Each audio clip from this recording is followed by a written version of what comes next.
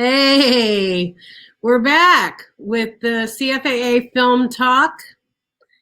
We are having such a great time having these conversations with our local filmmakers and bringing in guests that are opening up your scope of knowledge, I hope. We have had some incredible guests, and we now have links to all of those past interviews on our website, which is at capitalfilmarts.org. And then just go to the CFAA Film Talk tab. We also have a new YouTube channel. Again, just look for CFAA, Capital Film Arts Alliance. And we've got those on YouTube as well. If this is your first time with us, I just want to let you know, reminder, the Capital Film Arts Alliance is a nonprofit association for filmmakers in the Sacramento Valley and surrounding regions. We do everything we can to keep you connected, to keep you informed, and to motivate and encourage local production in our regions. With that in mind, the conversations that we're having, these are brought to you instead of our typical in-person meetings, which we miss seeing you all terribly.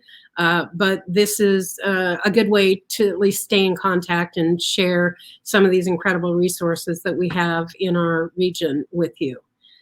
We do have memberships that are active through the CFAA that people can support us through your memberships. We also have a donate button on our website if you just want to contribute to something that you know is all the money we bring in is going directly back to our film community. So with that said, I want to be able to introduce you to our guests that we have here tonight. So these amazing ladies are people that I have the utmost respect for. Our film commissioners, which are Jennifer West from the Sacramento Film Commission, Beverly Lewis from the Placer Lake Tahoe Film Office, and Kathleen Dodge from El Dorado Lake Tahoe Film Office. And we are a disjointed team of sorts because we all want the same thing. But we are all working, with our own regions and with our own environments. And so that's something that I just really want to introduce you to our audience. So maybe we can start with you, Jennifer, and just kind of introduce yourself, a little bit about who you are, what you're doing. We'll go through everybody, and then we can talk a little bit more about what's really coming to you in film fest. Okay. Hi, I'm Jennifer West, the Sacramento Film Commissioner. I'm so delighted to be here with these ladies, these wonderful ladies. Really great friends of mine on top of just co-workers and partners. As you probably noticed, I'm not sure if you do, but Lori's having a little bit of technical difficulty and we are trying to work around it. So it's okay if she's a little muffled, we'll get through it, hang with us. So in Sacramento, as a lot of you know, we started permitting film on June 12th. Since then, we've had, I think I've permitted about 5 projects. A few of those were the Access Sacramento, a place called Sacramento. So I've been working with those filmmakers that lots of times it's their first film they're making, which has been fun. So some of the rules basically, well, on top of the permitting, I'm getting a ton of calls, as I'm sure you ladies are too, for what are our regulations and what are our guidelines and that sort of thing. So we're at 20 and under cast and crew can be together on a film shoot in one location. And that is wearing masks and 6 feet apart. In addition to our usual insurance and permit application, we are requiring a COVID statement letter, which is just a letter stating that you will follow the federal, state, county guidelines along with the white papers. So if anybody needs any of those links, we can get those to you. So, but anyway, I'm just excited to be here and thanks for having me, Lori. Welcome.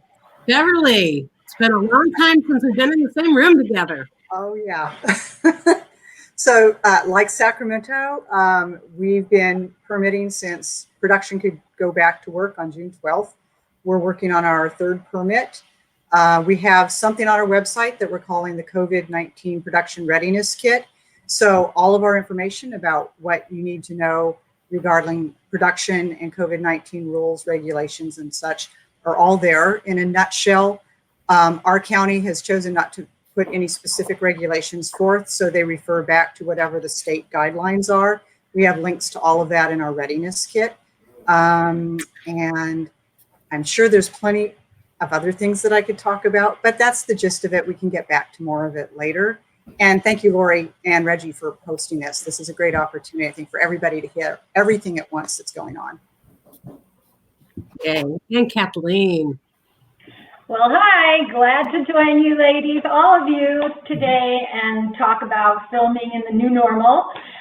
It's very, as Beverly was saying, El Dorado County doesn't have any specific new COVID guidelines. Whatever the governor's guidelines are is what we're going with. We do ask for a safety plan. We'd like to see what the safety plan is. We run it through our health department and they may comment or make a suggestion. We don't have any limitations, but what I'm telling filmmakers is come to me with your permits and what you want to do, and let's be creative, because with a lot of agencies furloughed, I might not be able to clear a permit as quickly. And so we're kind of being creative, and you know, it's a little different now because filmmakers used to come and say, I'm looking exactly for this. And now they say, I need to do this, where could I do it? And so we're being a little more creative and out of the box and just letting them know that we're there with them to help them film and have safe sets. Safe sets. Good enunciation, Kathleen. Oh, My husband ran into the room. What are you talking about?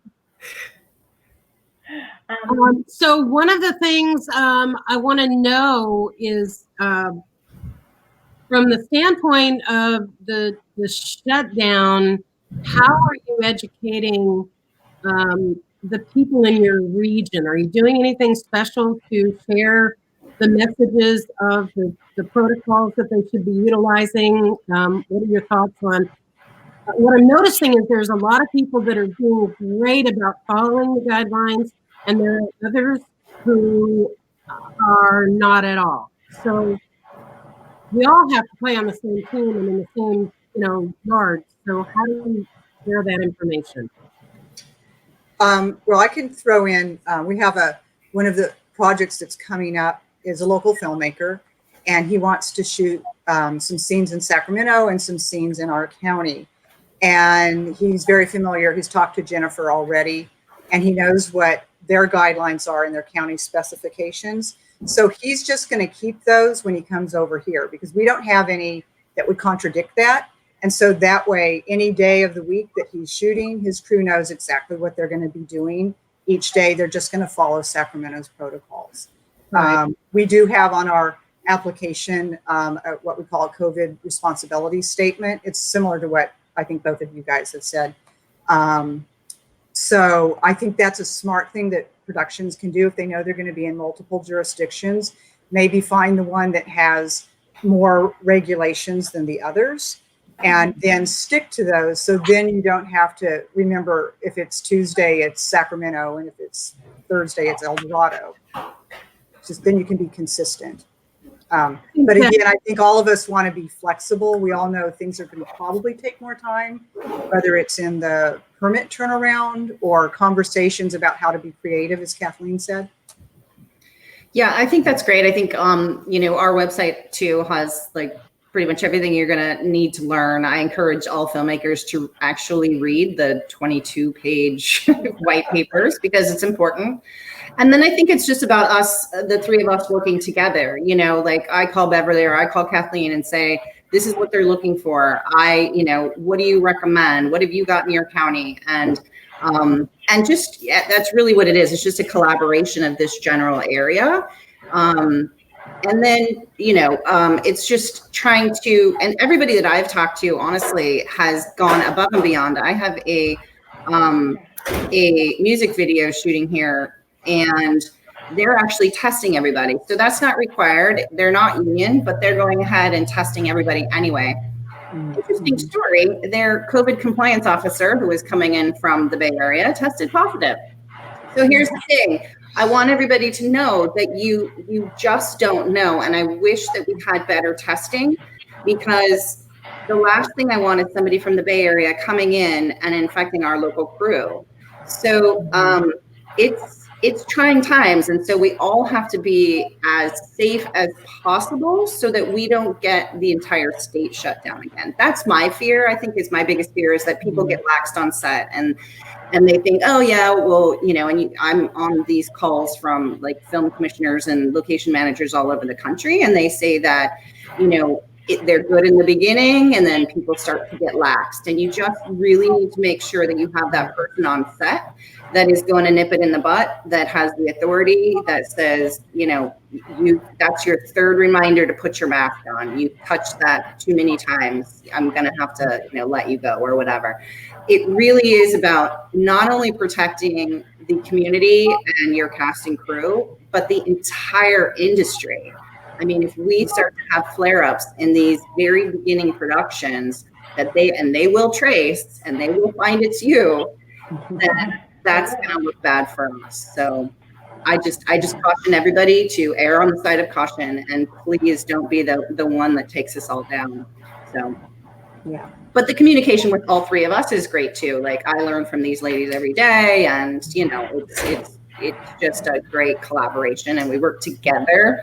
I think, Kathleen, there's a film from Access Sacramento that's coming to shoot in El Dorado. Is that I can't remember if it was you or if it was Beverly, but anyway.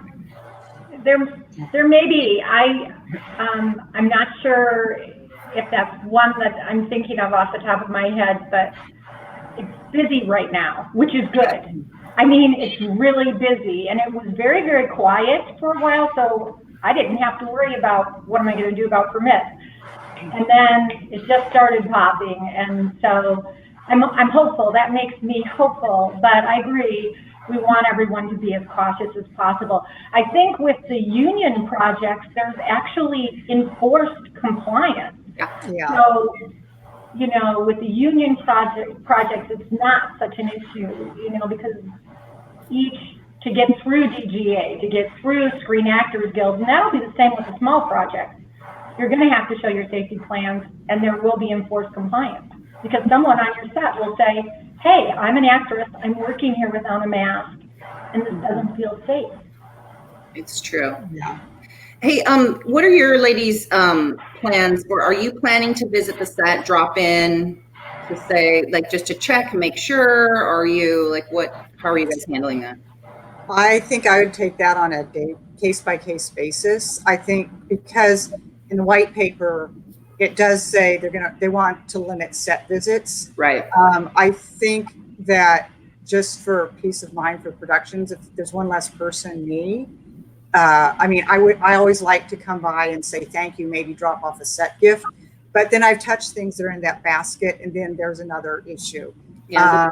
I think that a thank you by email is a safer thing than visiting the set going both directions, but it won't mean that I don't care and I'm not interested in getting to know the crew people. But I think erring on the side of safety might make everything easier for me. But I wouldn't say 100% I won't.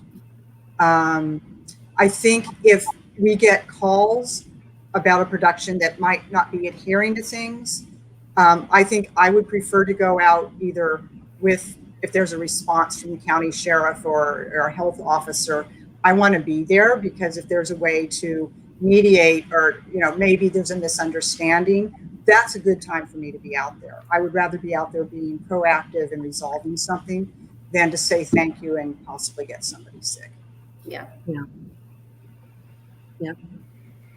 I've found that some people are very aware, and others, it's like they're hearing it for the first time. So I take every situation as an opportunity to educate. And it's when they do it wrong 2 times, 3 times, then they're just not hearing the message.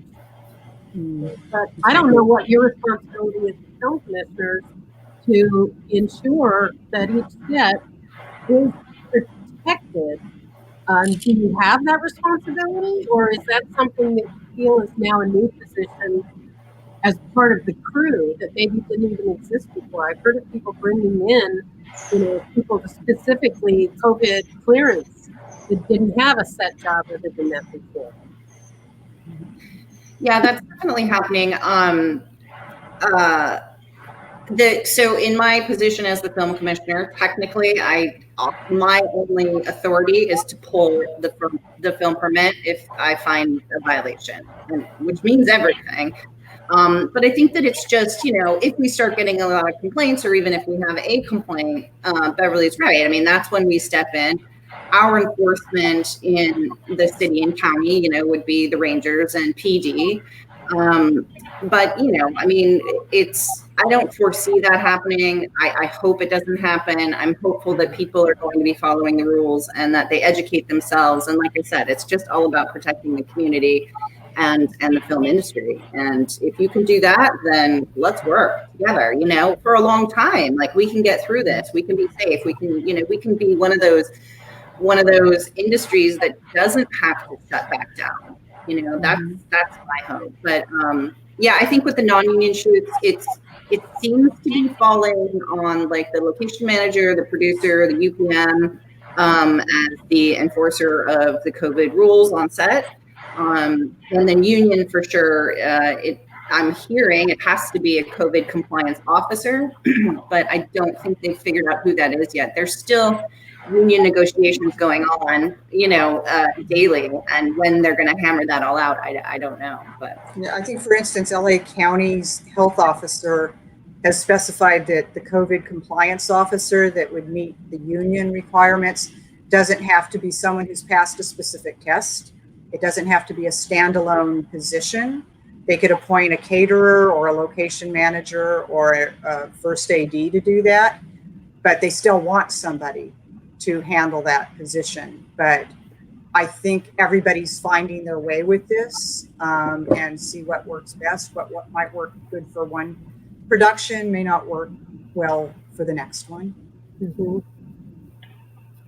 We're doing some fun things in El Dorado County that are creating more opportunities for different people to work in the film industry, because now we do need these off-duty medics to fill those positions. And when production companies come in, if they can hire these people locally, maybe a nurse practitioner, because there are all kinds of COVID protocols. It's not just the cleaning, it's the check-ins. So a lot of my projects are doing check-ins every day on top of testing. So someone has to run the test, and then someone has to do the daily check-ins. And, every single person who comes on set fills out that form that says, I wasn't in contact with anyone that I know that has this. I don't feel like I have a fever. Their temperature is taken, and then they sign a document saying that before they start their day. And so that's that compliance officer who's doing it. So this is a good time for those off-duty medics, the nurses, people who have been furloughed to maybe, find ways to work. So we've been getting a list of those for when, the crew comes in and they're asking, like, well, how do we do this? Where do we get portable sinks? So we're just trying to get that information ready for them. And, they're in demand right now. So good luck getting a portable sink. That might be a good business for Crafty, portable sinks and soap dispensers. What Crafty? There's no more Crafty. Yeah. It's all in boxes and individual. That's the saddest thing I think I've heard is Yeah. the perks services. I don't know. It's interesting though. I was on a call and someone was saying, I mean, what other industry in America or worldwide provides every employee lunch? I mean, come on. Yeah. Except Facebook and Google and Apple. Yeah, I've been on the Facebook campus and it's pretty amazing. Even as a guest, I ate free lunch. Yeah. Awesome. Well, other than the fact that if you give crew more time and the freedom to go elsewhere, you'll never get the production back on time. And that's the entire point, right? French hours are becoming real popular also. True. So a lot of production companies are running French hours now just because of that. Mhm. So it goes with COVID to just have breaks for different crew members at different times so that they just keep shooting through the food. Yeah. Rather than having one big break for everybody to sit and eat together because they can't do that anymore. Did you So French hours was good. French, say French hours? Yeah. I've never heard that. It's like in Britain, they have a tea break, and that's mandatory. It's like cycling people Yeah. through. Okay, yeah, that makes sense. so it'll be like, okay, camera, can you break? And, you know, they'll break whoever they can break. And then it just kind of cycles through and everybody's eating and you really haven't stopped shooting. Yeah, because lighting can go in while camera's eating, and yeah. Right. Interesting. Well, I think, you know, with that, we need to share the information. I love that you guys are working from the same set of blueprints, because for that very reason, it just makes our collective counties easier to deal with, you know, as far as filmmakers go.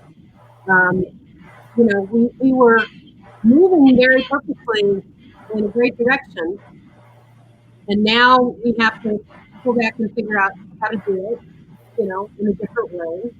But I see, you know, we've already got exciting things happening in each one of your counties, and the potential for what is to come.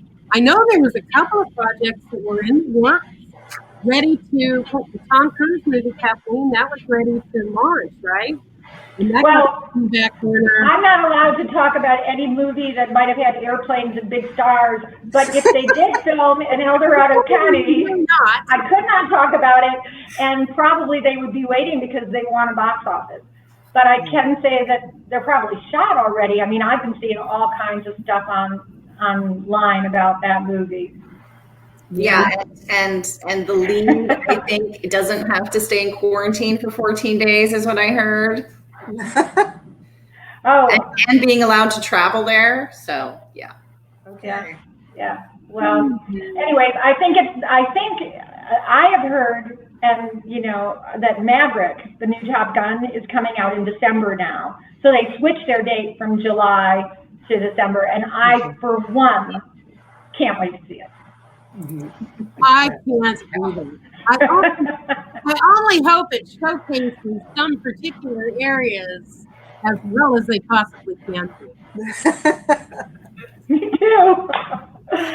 That'll be exciting. To be able to tell the stories and give the credit where credit is due. So let's hope that we can get to that point. So yeah, and truly there have been so many films that were ready to come out, but we do have one local film, Ballbusters, that finally got a release, right? So so that's good, you know. And I think there are, you know, what I do love is this idea of teamwork, of us all working together as a region. And I want to welcome Jennifer. I think that it warms my heart because I see so much potential that's going to happen. So yeah, heart, I don't know how to do that. But and I also think that there's great opportunity right now, like crazy opportunity for the young filmmakers, because what do I see? I see these big, like, things that I'm coming in right now that would normally be much bigger, right? And I'm not telling them they can't be big, because I don't have a limit on the size of set, right?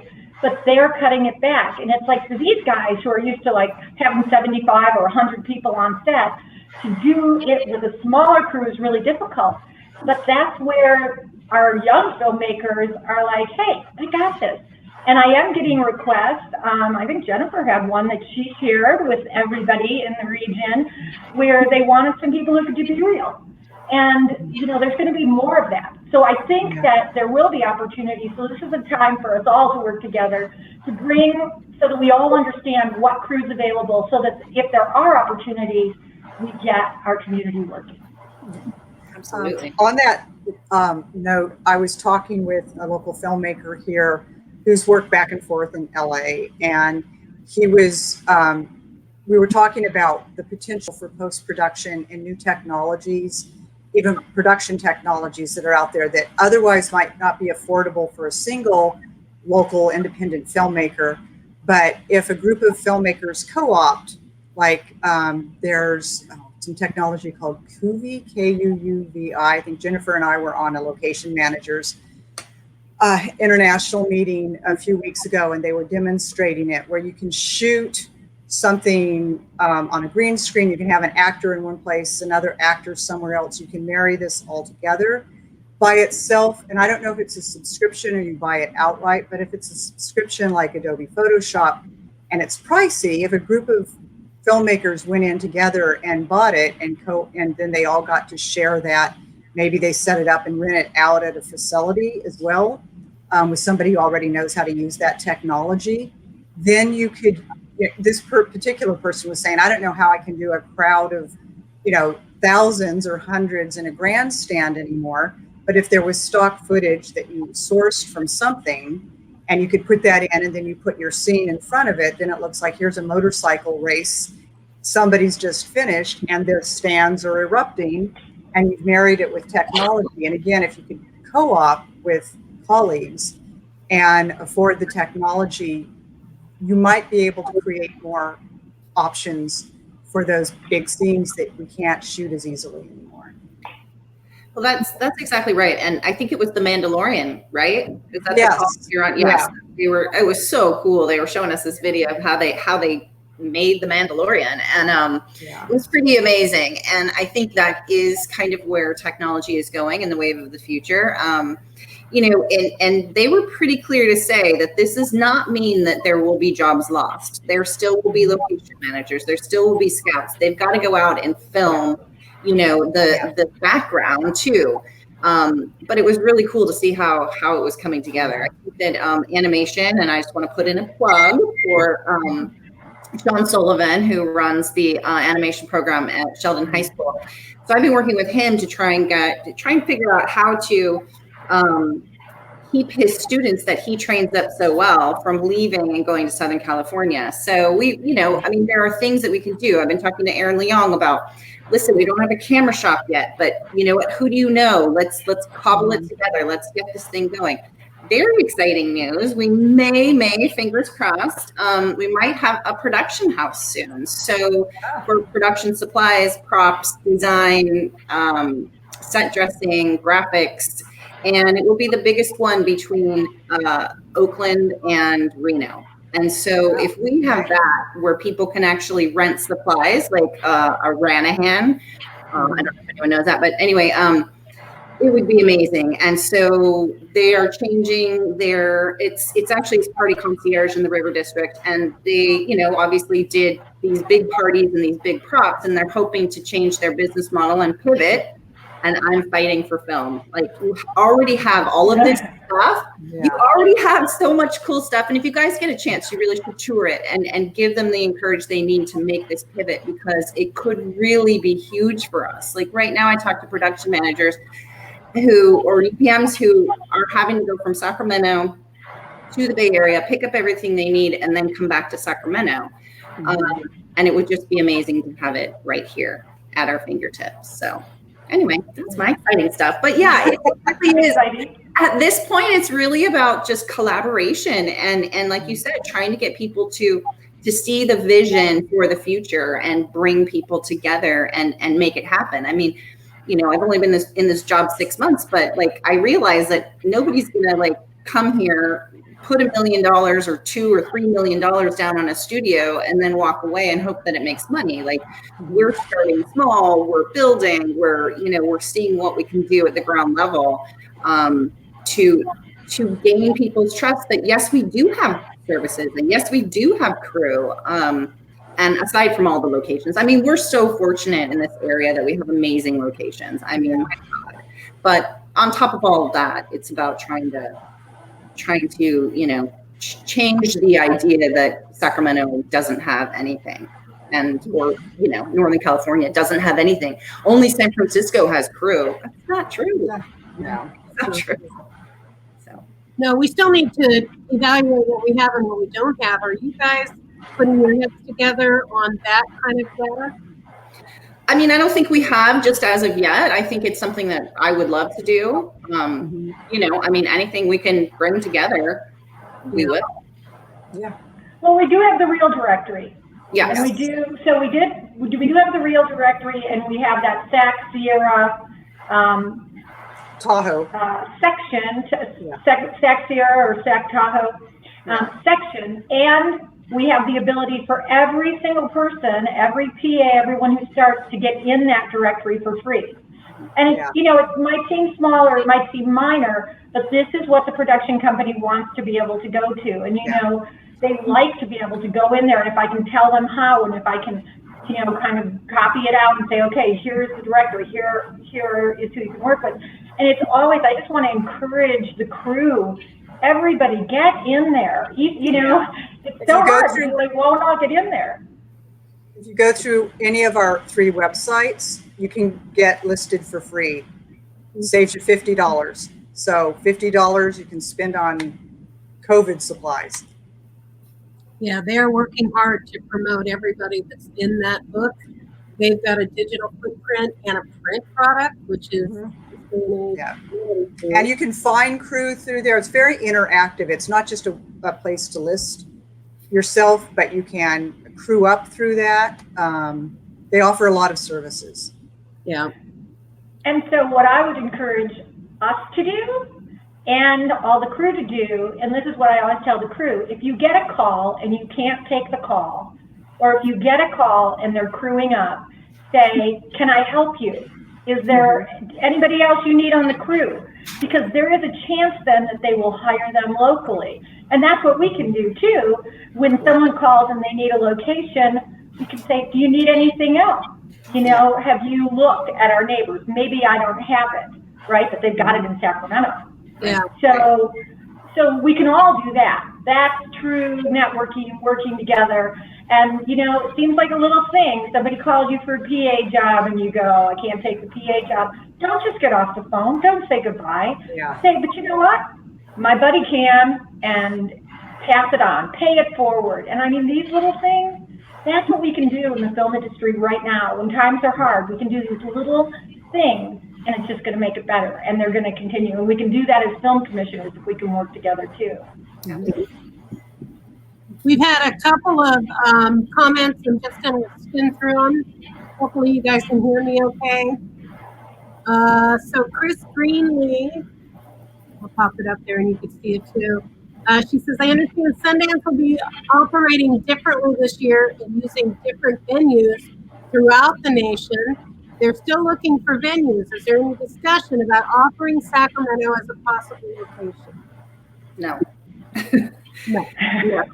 No, we're not. I mean, we're not in phase 4. That's, venues are phase 4 right now. I feel like we have a pass at 20 and under at this point. And so, I can't imagine we're going to get to venues, bigger than 50 or 75 until maybe late this year, maybe next year. I don't know. I could think of is if Sundance, if it was a remote program and they were looking to have screenings that would be somehow remote through, I don't know. I don't know how they would do it. I think all of that is still to be seen. Let's see here.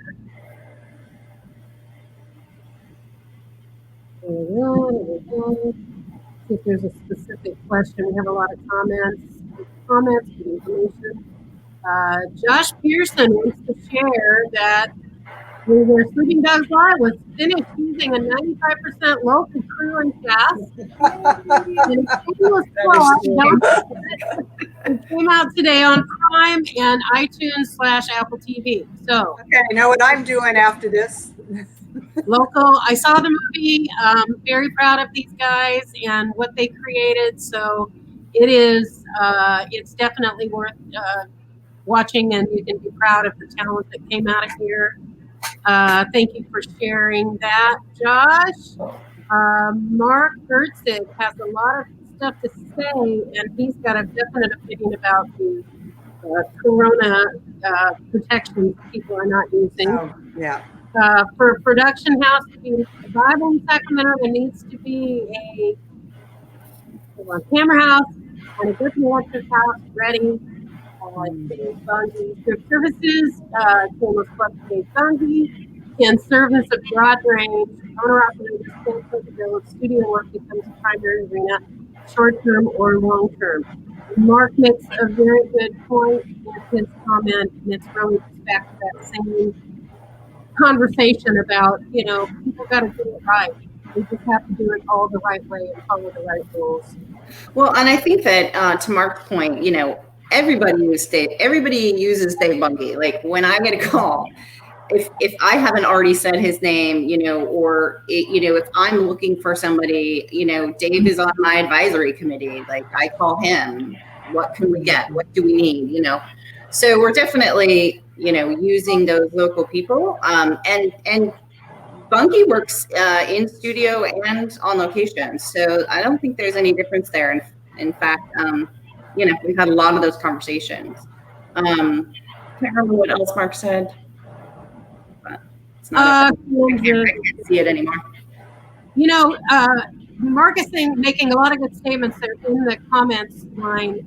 It's basically reiterating a lot of stuff that we've talked about the importance of, and I don't think any of us can say it enough that we need to follow the guidelines and be, productive. So as we get that information, we will certainly share it. As we have any links that we can share, we will also put those out to our website, to our newsletter, and everything that we're doing. One of the things that we've had a lot of conversation about, especially lately, is education. The need to have people trained to do the right jobs, understanding the right protocol, but also the processes for onset behavior and actions that are really the difference between, a lot of indie film sets and a SAG set. So how we can educate people is something we're already talking about. I'm asking each of you, because you're often the very first phone call that comes through. What are people, when they're looking to produce in Sacramento, what are they asking you for? What assistance do they need? What kind of services, as we start figuring out what the education we can provide should be, how does that relate to the jobs people are asking for? So I would say the first thing that people ask for are the seconds. So like second AC, second AD, that sort of thing as far as crew. And PAs, they always ask for PAs. What I have been saying is, depending on your numbers or how big your shoot is, can I give you 2 interns? And I've been successful for the first time. I got 2 interns on a commercial, and as far as I know, it went great. And I'm super excited to continue building those relationships where maybe one intern can be with lighting, one intern can be with camera.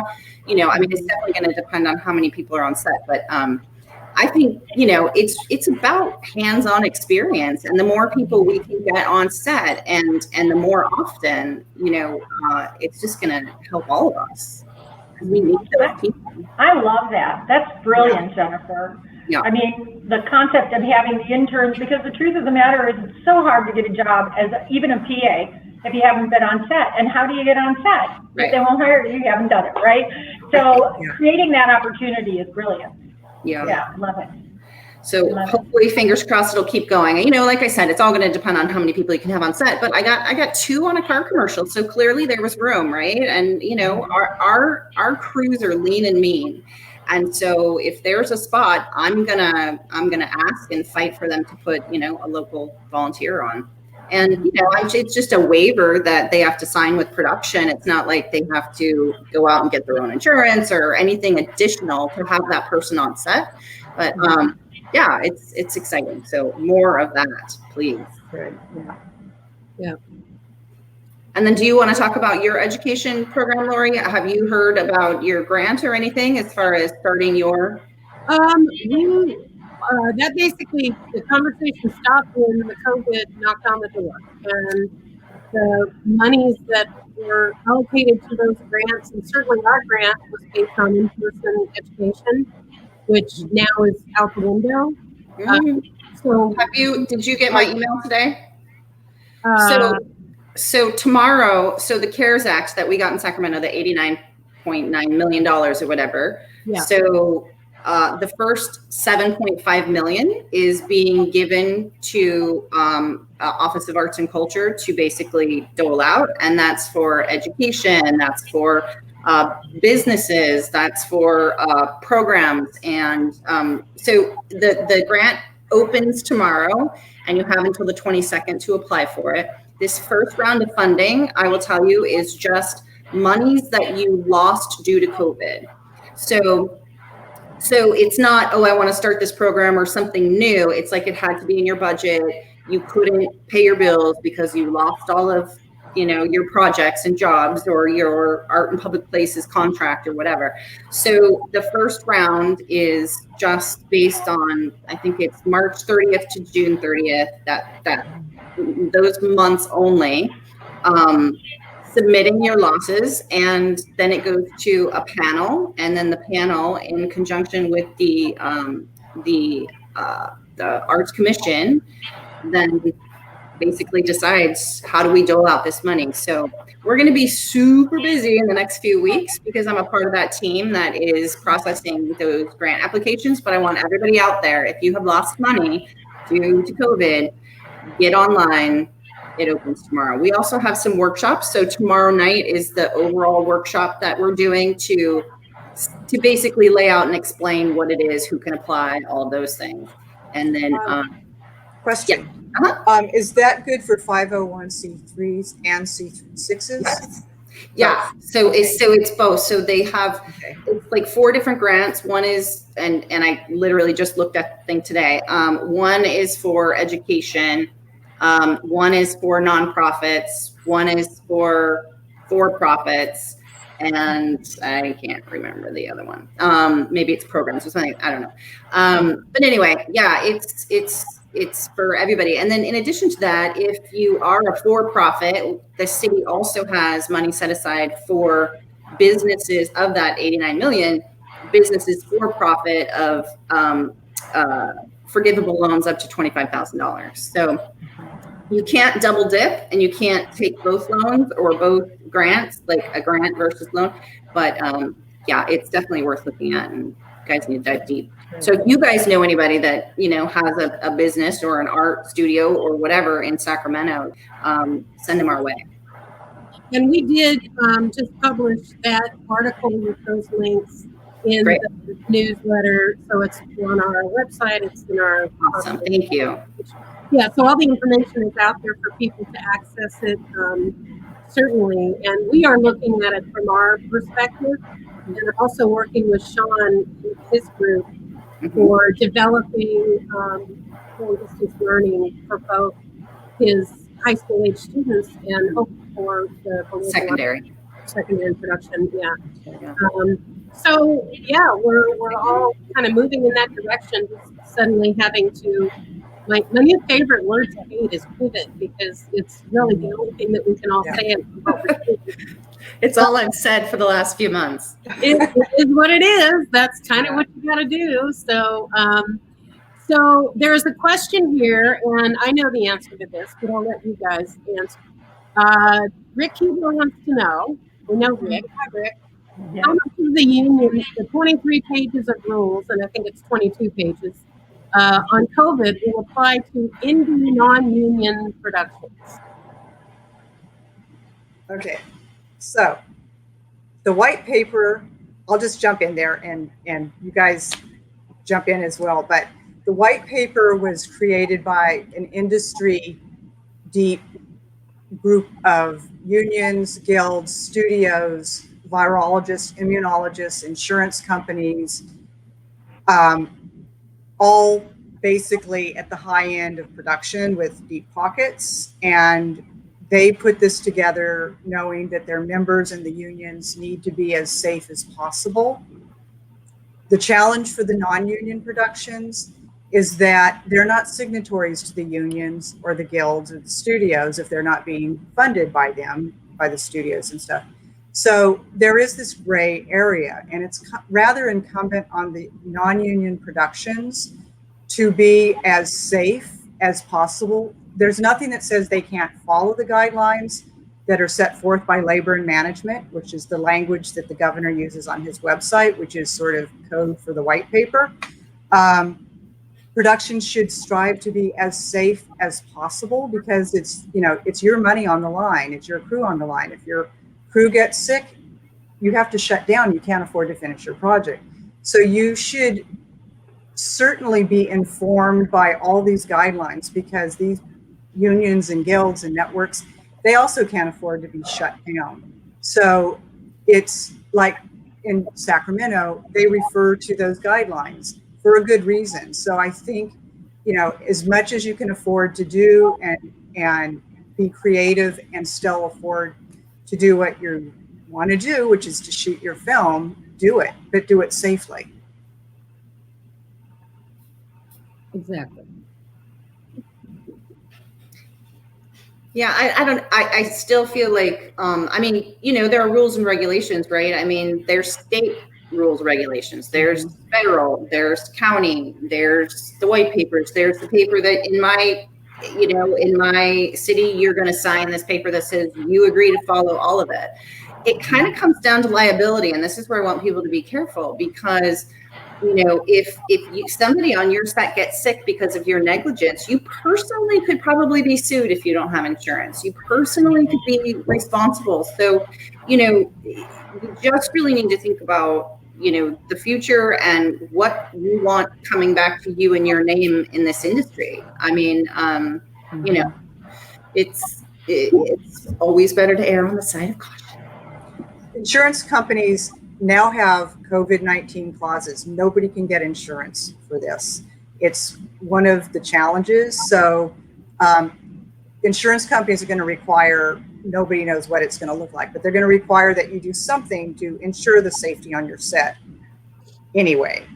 And the white paper, the governor's guidelines, the state guidelines are out there to provide that guidance.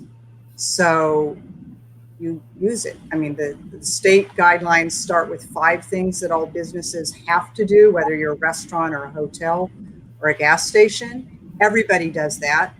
And then below that, on that same page, are industry-specific guidelines for lodging. There's one for restaurants, and there's one for music, film, and television. And that's where you want to drill down into the specifics of what productions need to do. And there you go. Yeah. Kathleen, any input to that? Yeah. So, and Dave Bundy says, yeah, non-union does not mean no rules. Absolutely. Yay, Dave. Absolutely. Thank you. You have to follow the rules. The state guidelines are there in our county. In Kathleen's county, they also refer to the state guidelines. The union guidelines are great because they really drill down into the details of how to be the safest you can be. But they come with a time and cost factor. Well, I mean, you know, it comes down to basic human courtesy and decency too. You know, there's no one that is above or able to deny, you know, if they're exposed to this, whether or not they get sick. And no one wants to propagate that. You know, we have to find a way to control it. So, you know, is anybody gonna, you know, send you to the COVID police? I don't know. But your own sense of consciousness and moral duty should really be what guides you. If you're conducting a shoot, you are responsible. If you're producing this, you're responsible for the safety of everything on that shoot. How can you make a choice that puts them at risk? I don't get that. So, well, and not only putting your crew at risk or the community at risk, but again, like shutting down the industry so there are no permits. And if you are caught on the street filming without a permit, like you're in big trouble. So, you know, I mean, right now it's, you know, we have regulations and we have rules and it's best to follow them. yeah. I mean, seems like common sense, but I know, you know, there is a budget on every film and everyone, you know, is trying to do the best they can with what they have. But that doesn't mean you forego safety in any way, shape, or form. Like that's just a recipe for disaster. And, you know. Well said. Yeah. CRC now has a question asking, has there been, where is it? Has there been any consideration widening the coordination with other film commissions from other counties in the North state? So, such as San Francisco, Yolo, Mariposa, Napa, Shasta, etc. You know, the three of you I know work in conjunction in many scenarios. You work independently, you work in conjunction. Do you see the value in working with a greater group of Northern California dedicated film offices? Beverly, you want to talk about? So we have a state professional association, Flix Film Liaisons in California statewide. We've been around for over 25 years. I'm a past president. Yeah. And Kathleen and Jennifer are both members, very active. So we do meet. In fact, during since March, we've been meeting weekly, just talking about what we're finding out at the many different meetings that we've been attending virtually, and sharing information and trying to game out how this can look. We've been sort of leaning on each other. Some counties started in some counties never shut down. Apparently with issuing permits, they may not have issued any, but they said they could if they had productions that needed them. So there is that kind of collaboration and I think we're kind of watching to see what's working for each other. If somebody has some great success adopting some particular guidelines, you can bet that other film commissions are going to start looking into that and seeing if their own public health officers can allow that sort of thing.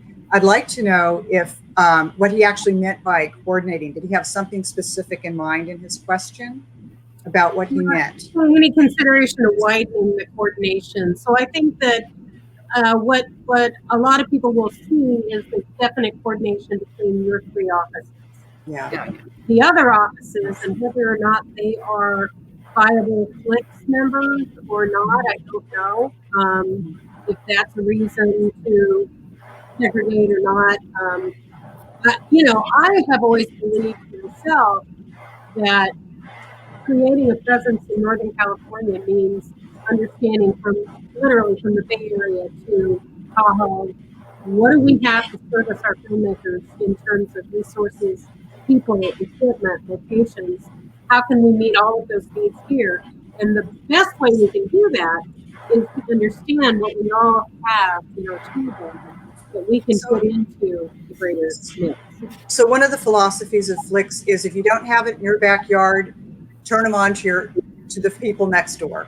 That's you guys, right?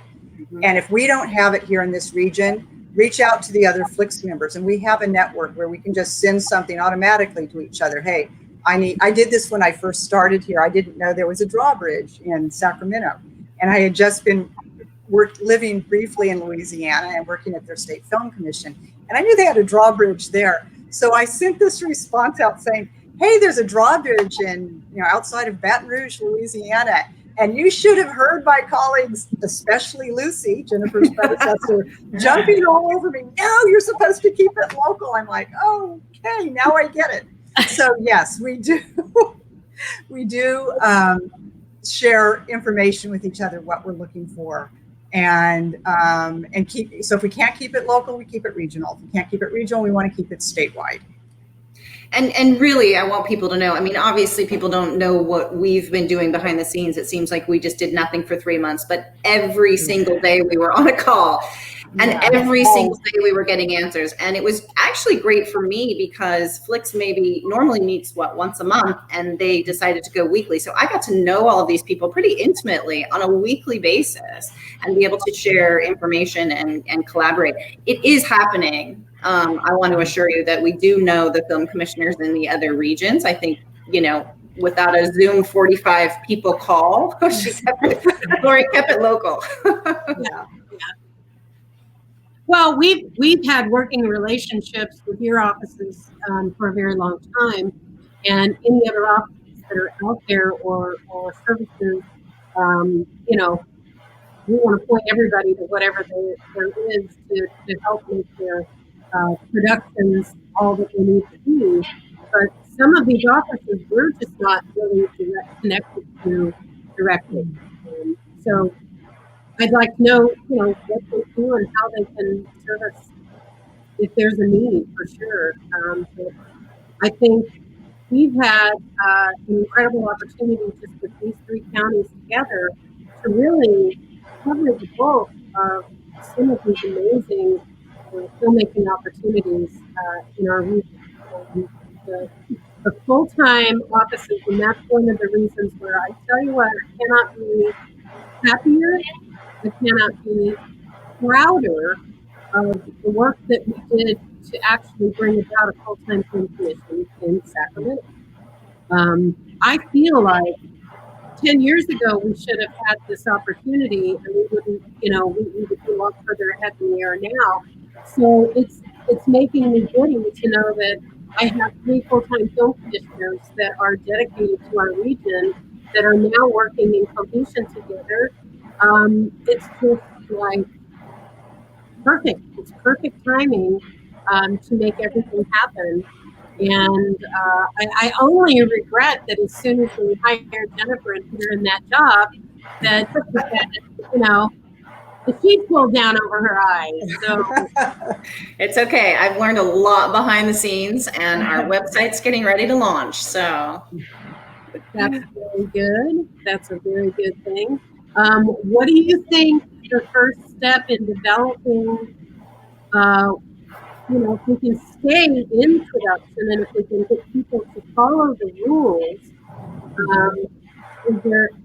is there anything new that we begin to market ourselves in some way? Are the flicks? I know that there's several events and things that are held throughout the year that allow you to promote your region to producers and to people in the industry. Are they creating other environments for that you can still do these jobs outside of the Sacramento region to bring in? Yeah, I think those are in the works. A lot of the in-person events have obviously been canceled. Trade shows, conferences, festivals, award shows. But I think some of them will be possibly going online virtually. Actually, Kathleen might be able to talk a little bit about the COLA award show that happens every year in LA, which is a great opportunity for us to network with location managers. But I think, thank God for digital technology. I mean, I'm creating some virtual FAM tours instead of doing FAM tours or familiarization tours, bringing people live, putting them in a van and taking them all around for 3 days and wining and dining them and showing them our best locations. We're going to try and adapt that to be an online experience.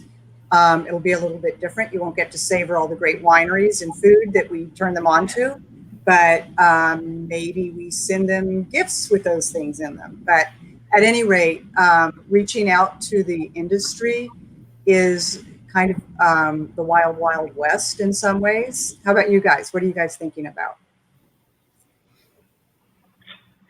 Right now I'm trying to answer what people need. They're coming to me and they're telling me, and I feel with them a bit overwhelmed. There are so many documents, and we've been talking about the white papers, but there's the Safe Way Forward, which was put out by the DGA and SAG and IATSE and Teamsters. And so there are so many different documents and their heads are spinning. So I've been kind of looking at where they're at and letting them know, I'm going to meet you where we're at. We're going to figure this out. We're going to make it work and go forward. And I'm not working so much on trying to make rules. I look at it similar to stunts. When a movie comes in and they're going to do stunts, they will put those stunts on the permits, right? But as a film commissioner, I'm not the film police. It is not my job to say, I'm going to watch you do that stunt. I'm going to, I don't know. I'm not a stuntman. I'm not a safety person. That's not my job. I'm telling you, you can roll cameras safely. And I'm expecting, because I just have a great feeling about the motion picture industry. I love filmmakers. This has been my choice. This has been my honor to be of service. And I expect that they are going to rise to the occasion. And so that's what I think everyone needs to do. And it really is their responsibility to follow the law. So my permit has always said, you are being issued a permit to film. You cannot break the law. Mhm. So I think that's what I'm imposing on people, is just going, there's a new normal now. There are new laws. And I think it's odd that some people have felt like, oh, we can go back to work, so everything is back the way it was. And that surprises me because, I'm reading stuff and I'm knowing it, and I'm seeing that there are some people who have that mentality, and I think it's a lack of actually understanding. And I think sometimes it's almost too much. And so just kind of trying to make it simple. And I think Beverly was stating it very simply, that there are certain basic things that we know will keep people safe on our set, in our restaurants, when they're being tourists. And so I'm trying to, I don't know, wrap a blanket around them and go, it's going to be okay, we'll get through this. I've been doing this for so long that we've seen the industry change. It's changed for different reasons. It's changed because of technology. It's changed after 9/11. And you know what? We can do it. If any industry can do it, we're creative, we're flexible, we're always thinking of something new. So we're going to change now. And we're going to do it the right way. And there's going to be opportunities in that. And there's going to be struggles. Yep. Let's see. We got some other comments here. What would it take for local indie film creators to solicit the help of your film commissions? Call a us. phone call, an email, reach out to us. We're here to serve you. We're here to help you. That's the entire, huge chunk of our job. We're here to help you. So please, just reach out. Please call us. And Diodonis, the big thing is know what you want. Yeah. So when you come to us, because I think you're amazing and I know all the work that you're doing. So when you come to us, go, boy, I could really use help with this. So it's like getting prepared for that conversation, because a lot of times I'll talk to people and they call me and they're like surprised that I'm talking to them, but you almost have to have a second conversation. Yeah. Sorry, my husband is now feeding the dog and making noise, so I apologize. When the dog needs to eat. I know, but can't we wait another 15 minutes? Not the dog. This is how COVID affects the dog. Here is an interesting question. Houghton Kinsman is with the Crocker Art Museum. Hi, Houghton. Good to see you. And he wants to know, what are your thoughts on the intersection between the local film community and museums? So I was having a conversation with, before COVID happened, with Richard Rich, who works in economic development, and he was in charge of the new development of the waterfront. And he and I talked very seriously about having screens or images in public places that would, show people's work or be interactive art, that sort of thing. So I think there's absolutely ways to collaborate. 100%. Mm-hmm. Yes. You hear that, Houghton? Yeah. Great location.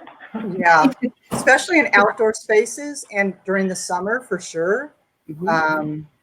Yeah, I mean, I know that there are some restrictions for museums. I'm not up on what they all are, probably in numbers, but museums have great staff and resources. So marrying those together with filmmakers seems like a perfect fit. Well, and they're also on my list of locations. So, what a wonderful place to film in. You've seen it, right? Jeez. Mm-hmm. Yep. We've used our museums they've provided props for movies, and also they have provided guidance, historical guidance, because they'll have a lot of records. So they are a great resource. Yeah. And I know that Crocker has had a film series that they've hosted for many years now. There certainly could be some avenues to incorporating locally produced films with the film series that is when and if that takes place again and in what capacity. Um, you know, I think there's a lot of room for Featuring, virtual film festivals or series featuring local filmmakers. Again, a lot of us aren't going to the theaters yet, so and we're sitting at home. So why not showcase some of our great Sacramento filmmakers in various venues, whether it's through the museum, whether it's through a CFAA funded education program. I think there's a lot of opportunities. I know our local art house here in Auburn, the State Theater, is doing thematic things depending on what's in the news basically right now. They're doing a lot of documentaries that are very timely, that they can tie in because they're not locked into right now having things booked out several months in advance. And they did a streaming program too, I think. Yeah, it's a streaming, virtual screening. They don't have anybody in the theater. Right. So it's an online sign-up service. I think the Tahoe Art House has done the same thing since the third day of shelter in place. Yeah. There are lots of programs that are doing that, between all the theaters in town and the museums, and you can see the ballet and things like that. And then our whole arts department. So where I sit within the city is in the Office of Arts and Culture. That's where the film office is. And these people that I'm working with have just been amazing about getting it out there, getting it online. What do we need? And it's crazy how quickly and how amazingly wonderful people have pivoted. I know, I'm guilty. I say that constantly because it is what it is. Yeah. Let's see, Dave Bungie. Wow, he's on there. Okay. Is there any thought to requiring X amount of local crew to out-of-town productions wanting permits? Yes. Yeah. So Dave, the next big chunk of my time once the website launches and once we're back into production is creating the incentives program. So hiring local crew will be part of the incentive that I'm hoping to create, whereby the film production, the production itself can get a tax credit on the taxes they pay when they hire a local person, right? So they don't have to pay as many taxes when they employ that person. So that's just one of the many incentives that I'll be working on probably over the next year. I mean, and I say that be patient with me because, our city budget has completely, it hasn't imploded. We're still doing great. We got the CARES money. It's not all bad yet, but the last thing they want to hear from me as their film commissioner is knocking on their door saying, I need money. I need money. You need to give me money. So anyway, so it's something that's definitely in the works, and I'm open to any and all suggestions. Please shoot me an email. Yep. Are your counties having any experiences with funding for film specifically? Kathleen and Beverly? For our particular film commissions? Yeah. Or for your film community. I mean, if you've got filmmakers who can qualify for grant money. Right. So there was PPP funding, and then there was another for the nonprofits, for independent contractors. So we made that information available and links to them on our website when they came out and were available. And I think some just ran out. Was it the PPP that ran out on June 30th? I think so. Yeah. So, but there could be another round of funding. I'm not positive on the independent contractor one. I have to look back into that. It seems like everything that is arts, education, technical, and film, certainly within that arts component, are the real key areas that most cities and counties are recognizing they've got to invest in. Yeah. And by investing in those categories, they're investing in the people that are creating the art in their communities. So I want to make sure that if there's anything happening in your specific communities, that we can continue to, promote. We have an audience that goes, from Tahoe to Napa. It's really pretty broad, and we're happy to share any of that information. I know we do for Sacramento because we're in this county, but anything that you have that we can also remind people about. It seems like it's growing in every region. The need for the education and the funding to promote the arts and create the arts is without question top of mind. Well, and I think that, we're very fortunate that you still see the three of our faces, because we have colleagues in, Flicks and other organizations that were laid off, that were reassigned, that, may or may not be coming back. Some film offices closed entirely. So we're very fortunate, at least I feel in Sacramento, to have a mayor who is all about the arts and is dedicating $20 million just to arts out of this 89 million. So, we do have a fantastic community. I don't know what it's like where you guys are, but, I feel really supported in this arena. Yeah, I feel the same. And I mean, but I also have to think, we have to look, it's like everyone might have to give a little to get through this, right? So we're good now, and I feel tremendous support. I feel like El Dorado County really embraces film, and so that's a good thing. But I also see, that everyone's probably going to have to give a little as the time goes on. My contract's fine for a while, right? Because I have contracts in advance. But people are there are going to be changes, and we're going to have to make it work. Yeah. And we might take some hits, but get creative. Yeah. That's what we do. Yeah. We pivot and collaborate. I'm totally kidding.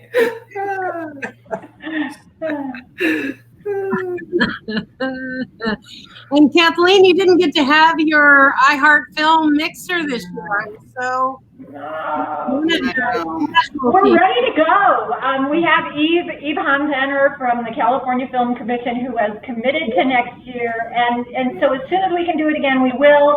I even have an award for the Bob Trout Award, which is the crew member who supports. So we're talking with the committee and trying to figure out what we're going to do, but we'll be back. We'll be back. It didn't work out. I'm grateful it didn't work out. I think that it probably would have been very poorly timed, and so we did the work now. So I'm trying to think that since everything is in place when we're ready to go again, it's just going to be like, okay, let's have a mixer. Sure. Do it. Sure it will. Yeah. It's funny, we spent so much time off that I had less than 3 months in the job and then came home now for 4 months. When we started permitting again, I was like, I don't remember how to do this. Like, to do your actual real job again was like, but then it was so exciting too, because it was like, this is why I wanted this job. I wanted to talk to these producers and filmmakers and tell them all about Sacramento. And so I finally get to do that again. And I'm so grateful. So, yeah. I had an opportunity to go scout with somebody who came up from LA. We were socially distanced. We were masked up, but it was up in the High Sierra on a really hot day down in the foothills in Sacramento. And we just looked at each other very giddy, thinking, oh my God, this is feeling almost like real production. And lighting around. Did you have a walkie? Well, he was in the front and I was in the back, and we were both masked up. So no, I mean your walkie. Your walkie. Oh, Yeah. no, You're right. but it was, it was great just to have that experience, like a little bit like normal. Yep. It's pretty darn fun. Pretty cool, this business. I'll tell you that. Yeah. Pretty Let's see darn more of it. Yes. Yes. There is Until we get there. Get to work. Bring We'll us projects. Well, there is so many people that the writers, the people the editors, people who need this quiet time for preparation and for completion of projects. You guys have no excuse.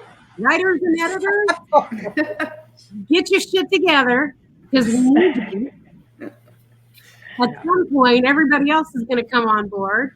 Well, unfortunately, they're going to be the ones that have the downtime when we all get going again, right? So their lag time is they continued working through this because they had stuff in the can that they could edit and they were writing. And then, when we go back to production, there will be a lag for them, unfortunately, that they'll be like sitting at their computer waiting for the email to come in like we were all doing. So. Yeah. And animation continued working as well. Yeah. And animation. Yeah. And music scores and music stores. Music scores. Scoring. Oh, scores. Oh, yes, scores. Yeah. I'm like, music stores. Yeah. Well, composers, scorers have to have the production. So hopefully they've got some kind of stuff going on to keep them busy. But the main thing I want to make sure of is that we approach all of this as a team, and we figure out what can we do to cross support and to really encourage everyone to not just do the job well and do it right, but really truly learn about how to do it even better. We have a lot of protocols that we skate around when we're making independent film and doing it on the fly. When we have producers who are coming to our region that are representing Hollywood scale projects, when we can do that, what we want to make sure of is that everybody we put on a set or that we see assigned to a set or hired, that they step up and they represent Sacramento like never ever done before. And that means to do it right and to know what's expected of you and to continue to learn your crafts in every way that you possibly can between now and then. So look for education, look for opportunities. We have Robin Kincaid, who teaches below the line production. We had her as a speaker. She's got a seminar that people can buy into. Whatever you can do to expand your base of knowledge is what you can do to help these people that are here today. They want to know that they can recommend the talent that's in their region. They want to know that the talent in their region has everything that it takes to do the job, not only do it well, but what we typically hear when it's done well and they're doing it here in Sacramento is, damn, that was a great experience and I can't wait to come back and shoot there again. Yeah. So when I hear that makes me so proud. That makes me so excited and so proud. And I just want to make sure that we're all working towards that end. You guys being here, it's just really fun to see all of you, and we definitely want to engage in any other ways that we can.